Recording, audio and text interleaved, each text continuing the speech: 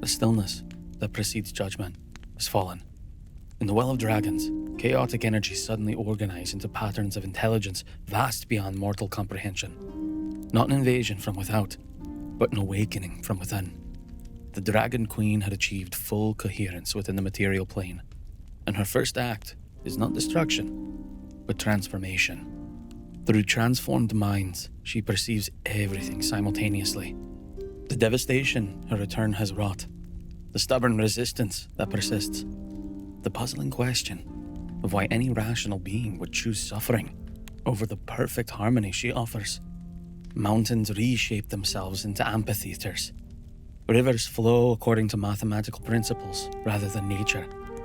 And minds are carefully curated. Useful knowledge preserved, creativity channeled, persistent resistance transformed into living warnings. Prepare yourself for the moment when divine power makes itself fully known, as I tell of the Queen's Awakening, when reality itself bends to serve cosmic will, where heroes discover their greatest battle is not against power, but against seductive visions of perfect order, and where one paladin must answer the terrible question, why choose struggle when paradise awaits those wise enough to surrender? The moment when Tiamat's consciousness achieved full coherence within the material plane was marked not by fanfare or announcement, but by a sudden stillness that spread across the affected regions like the held breath of a world waiting for judgment. In the Well of Dragons, where the primary ritual had torn apart the largest gateway between realms, the chaotic energies that had been pouring through the dimensional rifts suddenly organized themselves into patterns that spoke of intelligence vast beyond mortal comprehension. Her first manifestation was not physical in any conventional sense, but rather a presence that existed simultaneously across multiple planes of reality. Her consciousness touching every location where her influence had taken root during the weeks of preparation. She experienced the material world not as a single entity observing from one perspective, but as a collective being whose awareness encompassed every creature that had been touched by the energies radiating from the ritual sites. Through the transformed minds of cult members, she saw the devastation that her return had wrought. Vast regions where the normal laws of nature had given way to principles that operated according to her divine will. Populations that had been converted from independent beings into components of greater consciousness that served her purposes. But she also perceived the resistance that had formed to oppose her influence. The stubborn persistence of individuals who continued to believe that their small freedoms mattered more than cosmic order. The scope of her awareness was overwhelming even by divine standards. She could perceive simultaneously the thoughts of every transformed mind within her network. The flow of magical energy through every ley line that had been corrupted by her influence. The subtle changes in reality's fabric that marked her growing dominion over the material plane. Yet despite this vast perspective, she found herself puzzled by the pockets of resistance that continued to exist. Islands of independent thought in an ocean of collective consciousness. Amusing. Her voice resonated through dimensions, carrying harmonics that caused reality itself to vibrate with her amusement. The sound reached every corner of the affected region simultaneously, speaking directly to the consciousness of every living being, regardless of their location or barriers that might normally prevent such communication. They struggle against inevitability itself. These children of chaos, who mistake their brief existence for something significant. Her first deliberate act was to bring order to the chaotic transformation that her return had triggered, imposing structure on the random changes that had occurred during the initial phase of the planar collision. Landscapes that had been twisted into impossible geometries suddenly snapped into new configurations that served specific purposes in the greater design she envisioned for the world. Cities that had been fragmenting under the pressure of incompatible magical influences found their architecture rebuilt according to the principles that emphasized hierarchy and submission. The transformation was not random, but purposeful. Each change serving to create an environment more suitable for the kind of existence she intended to establish. Mountains were reshaped to form amphitheaters where her subjects could gather to receive instruction about their proper place in the cosmic order. Rivers were redirected, their waves carrying not just physical nourishment, but psychological influences that encouraged compliance and discouraged independent thought. But perhaps most significantly, she began the process of organizing the minds that had been touched by her influence into a coherent system of consciousness that could serve as an extension of her own divine awareness. Individual personalities that had been partially subsumed by exposure to infernal energies found themselves being carefully integrated into a collective intelligence that preserved their useful characteristics while eliminating their capacity for independent resistance. The process was not random absorption, but careful curation, as Tiamat's vast intellect evaluated each potential component for its contribution to the greater whole she was creating. Minds with useful knowledge or skills were preserved in forms that allowed access to their capabilities, while personalities that showed particular strength or creativity were maintained as semi-independent entities that could provide novel perspectives on problems that required innovative solutions. Arcanists and scholars found their knowledge extracted and incorporated into her growing understanding of the world she was inheriting, their discoveries becoming part of a vast database that would inform her decisions about how to reshape reality according to her vision. Artists and musicians had their creativity channeled into works that celebrated her glory and taught her subjects about the beauty of submission to divine will. Military leaders and politicians saw their strategic thinking absorbed into her planning for the conquest of regions that had not yet been brought under her direct control. But those who had demonstrated persistent resistance to her influence received different treatment entirely. Rather than being integrated into the collective consciousness, they found themselves subjected to transformations designed to serve as examples of what happened to those who refused to accept their proper place in the cosmic order she was establishing. The changes were not limited to psychological modification, but extended to fundamental alterations in the nature of their existence. Bodies were reshaped to reflect the spiritual corruption that resistance to divine will represented, while minds were modified to experience reality according to principles that made suffering inevitable and hope impossible. These transformed beings served as living warnings to others who might be tempted to maintain their independence from the collective will. Sir Gareth Dragonbane, leading the primary assault team toward the Well of Dragons, felt the moment of Tiamat's full awakening, as a pressure against his consciousness that threatened to crush his individual identity like a physical weight washed over him. His connection to Torm provided some protection against the direct assault on his mind, but even divine favor could not completely shield him from the presence of a being whose power operated on scales that dwarfed most concepts of divinity. The sensation was unlike anything he had experienced during his years of service as a paladin. Previous encounters with evil had been contests of will between opposed forces, conflicts where divine protection provided clear advantage against supernatural threats. But this was different. Tiamat's influence was not trying to overpower his defenses, but to convince him that resistance was futile, that submission would bring peace and purpose that individual struggle could never achieve. "She's fully manifest," he reported through the magical communication devices that Nim Brightforge had developed to operate under conditions where normal message-sending spells would be corrupted by hostile influences. "The psychological pressure is increasing exponentially. We need to move now before her influence becomes too strong for us to maintain independent thought."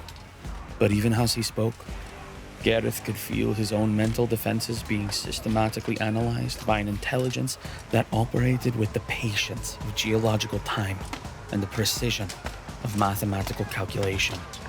Tiamat was not simply trying to overwhelm his resistance through brute force, but was studying the specific mechanisms by which his faith in Torm provided protection, seeking to understand how such defenses worked so that she could develop countermeasures that would make them ineffective. The teams targeting secondary ritual sites reported similar experiences, as Tiamat's awakened consciousness began to actively oppose their efforts, rather than simply relying on their passive defenses that had been established during the initial phase of her return.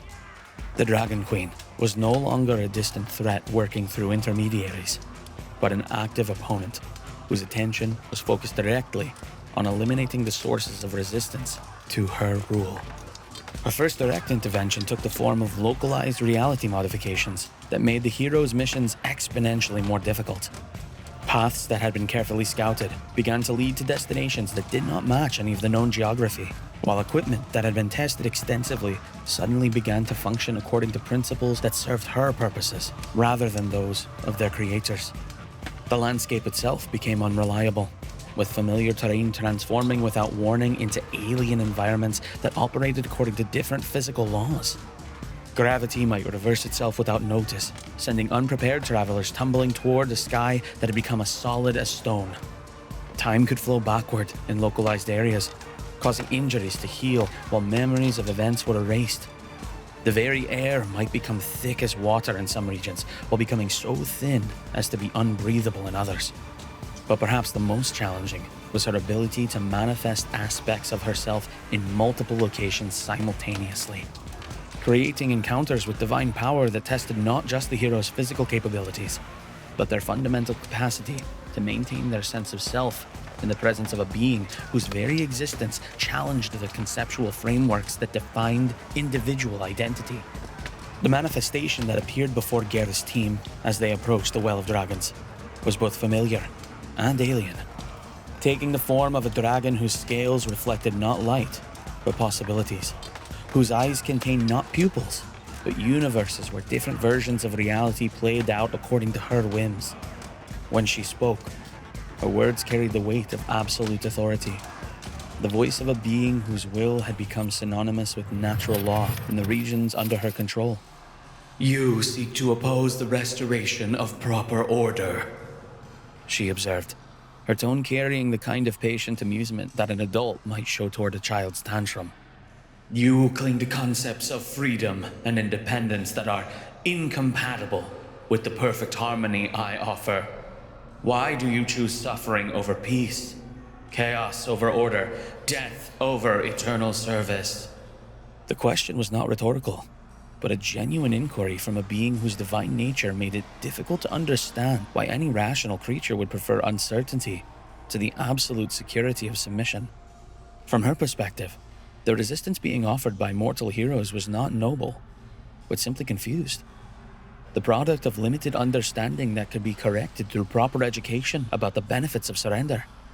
Gareth's response drew upon every aspect of his training as a paladin, every lesson he had learned about maintaining faith in the face of overwhelming opposition, every moment of doubt and despair that he had overcome through service to ideals larger than himself.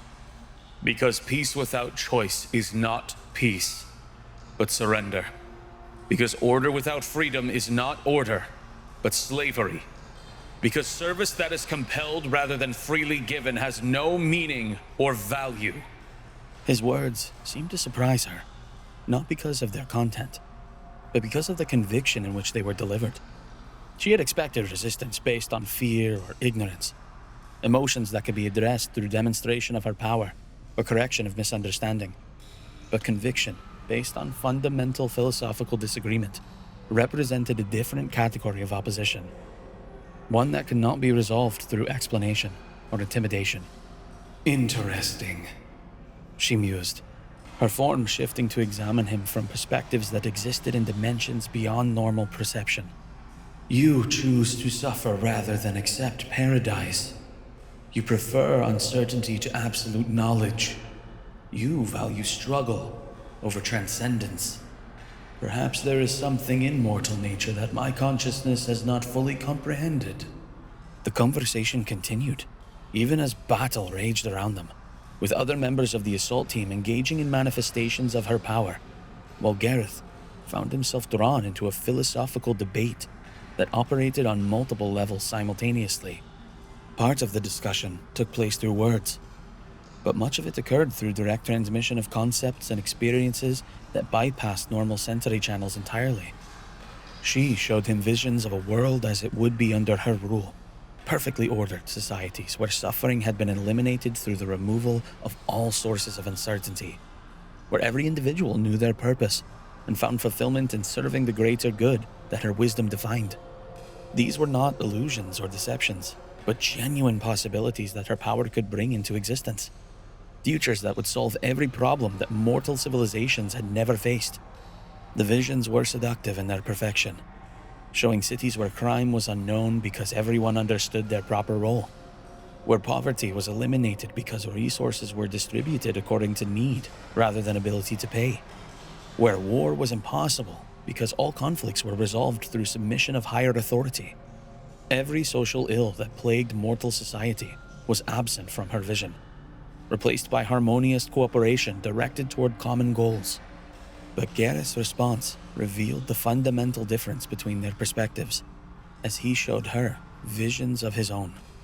Imperfect societies, where people struggled and failed and tried again, where suffering existed alongside joy, where the possibility of making wrong choices gave meaning to the decision to choose rightly. His visions were not of paradise, but of something more complex and more precious, the opportunity for growth, change, and the kind of meaning that could only exist when genuine alternatives were available. Your paradise is beautiful, he acknowledged, even as his soul recoiled from the sterile perfection she offered. But it is also dead. A garden where every flower is perfect because nothing is allowed to grow without permission. Where every song is harmonious because no voice is permitted to sing its own melody. You offer security at the cost of everything that makes security worth having.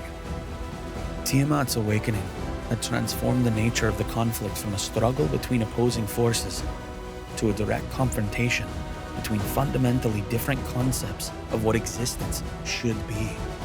The final phase of the war for the soul of reality was about to begin, and its outcome would determine not just who ruled the world, but what kind of world would exist for anyone to rule.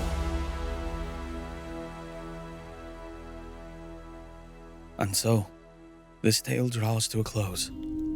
Though its echoes may linger in your dreams, the fire burns lower now. But don't despair. I've countless more stories waiting to be shared with you. If this tale stirred something within you, if it reminded you why magic still matters in this mundane world, then please, light your own beacon. That glowing thumbs up tells the spirits of story that our fellowship grows stronger. Subscribe to join our circle permanently and ring that notification bell. That way, you'll know the moment I return with new chronicles. The fire burns brightest when more souls gather around it. Wouldn't you agree? Now, if that's the case, share this tale with another weary soul who needs it, reminding them that adventure still exists. Tag a friend who would appreciate a good story by the fire. The more who believe, the more real these worlds become. And, if you're new to our hearth, explore the playlist of chronicles that I've gathered. Tales of heroes and villains, love and loss, magic and mystery. Each one carefully chosen for souls like yours. Until the fire calls us together again, may your own adventures be worthy of legend, and may you never lose the wonder that brought you here tonight. Travel or sleep well, brave soul. The long rest awaits your return.